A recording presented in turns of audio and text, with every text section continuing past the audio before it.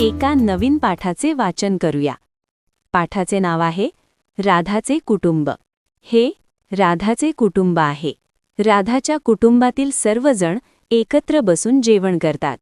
राधाचे कुटुंब परसबागेत वेगवेगळी कामे करतात. राधा त्यांना कामात मदत करते. राधाच्या कुटुंबातील सर्वजण सुट्टीच्या दिवशी सहलीला जातात. सहलीमध्ये मजा करतात. मुलांनो, तुम्हाला हा पाठ नक्कीच आवडला असेल. आता या पाठावर आधारित प्रश्नांची उत्तरे देऊया. सांगा पाहू, राधाच्या कुटुंबात कोण कोण आहेत?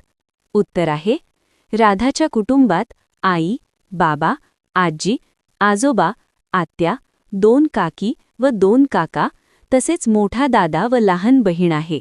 पुढील प्रश्न आहे, राधाचे कुटुंब सुट्टीच्या दिवशी कोठे जाते? याचे उत्तर आहे, राधाचे कुटुंब सुट्टीच्या दिवशी सहलीला जाते. आणि पुढील प्रश्न वाचून त्यांची उत्तरे तुमच्या शिक्षकांना द्या. प्रश्न पहिला, राधाच्या कुटुंबाप्रमाणे तुम्ही सर्वजण घरातील कोणती कामे एकत्र करता? आणि प्रश्न दुसरा आहे, तुम्ही घरातील व्यक्तींना कोणकोणत्या कामात मदत करता? मुलांनो, या पाठाचे तुम्ही प्रत्यक्षपणे 2दा वाचन करा.